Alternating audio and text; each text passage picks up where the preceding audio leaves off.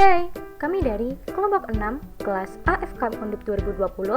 Pada video ini, kami akan membahas tentang masalah stunting pada anak di Indonesia. Stunting adalah kondisi di mana balita memiliki panjang atau tinggi badan yang kurang jika dibandingkan dengan umur, yang diakibatkan oleh kekurangan gizi kronis. Kondisi ini diukur dengan panjang atau tinggi badan yang lebih dari -2 standar deviasi median, yang merupakan standar pertumbuhan anak dari WHO. Penyebab utama stunting adalah kekurangan gizi kronis sejak bayi masih dalam kandungan hingga periode awal kehidupan anak atau 1000 hari setelah lahir. Beberapa faktor yang mengakibatkan kekurangan gizi kronis antara lain: yang pertama, faktor gizi buruk yang dialami ibu hamil dan juga anak balita. Yang kedua, kurangnya pengetahuan ibu mengenai gizi sebelum hamil, saat hamil, dan setelah melahirkan. Yang ketiga, terbatasnya akses pelayanan kesehatan, termasuk layanan kehamilan dan juga postnatal. Yang keempat, kurangnya akses air bersih dan juga sanitasi. Dan yang terakhir, kurangnya akses makanan bergizi karena ketidakmampuan biaya. Gejala stunting. Stunting dapat terjadi pada awal kehidupan anak, terutama pada 1000 hari pertama sejak konsepsi sampai usia 2 tahun. Namun, kondisi stunting baru muncul setelah bayi berusia 2 tahun. Berikut beberapa gejala stunting yang biasanya terjadi. 1. Bertubuh pendek dikarenakan pertumbuhannya melambat. 2. Pertumbuhan giginya terlambat. 3. Berat badan rendah untuk anak seusianya. 4. Memiliki performa buruk pada kemampuan berfokus dan memori belajar. Dan yang terakhir adalah wajah tampak lebih muda dari anak seusianya. Dampak stunting. Dampak stunting terhadap kesehatan anak terbagi menjadi 2, yaitu dampak jangka pendek dan dampak jangka panjang.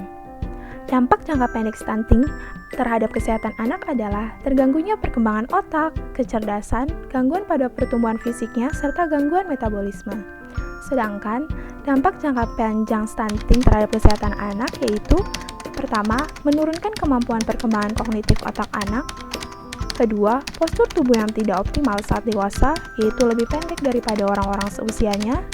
Ketiga, meningkatkan risiko obesitas dan mengidap penyakit tidak menular. Keempat, kesehatan reproduksi yang menurun.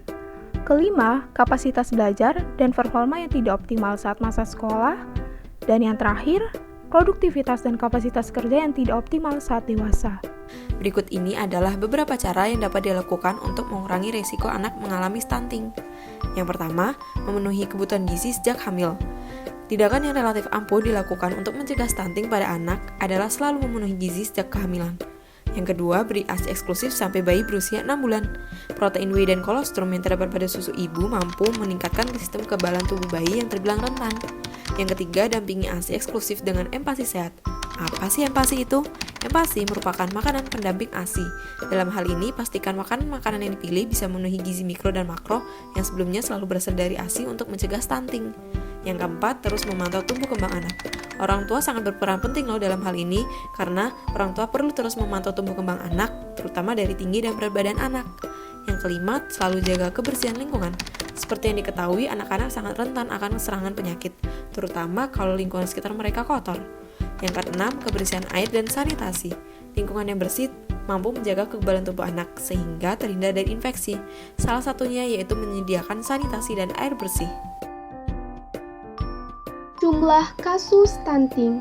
Berdasarkan riset kesehatan dasar pada tahun 2013, jumlah kasus bayi berusia di bawah 5 tahun atau balita yang mengalami stunting di Indonesia mencapai 37,2%.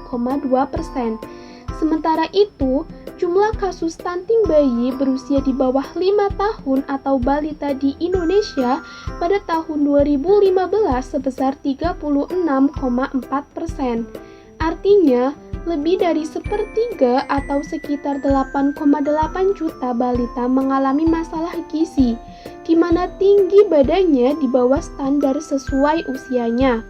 Badan Pusat Statistik atau BPS juga menjelaskan jumlah kasus balita yang mengalami stunting di Indonesia masih tinggi jika dibandingkan dengan negara-negara berpendapatan menengah lainnya. Serta menurut WHO, batas maksimal stunting bayi adalah 20%. Artinya, stunting balita di Indonesia saat ini masih di atas batas toleransi yang ditetapkan oleh Badan Kesehatan Dunia.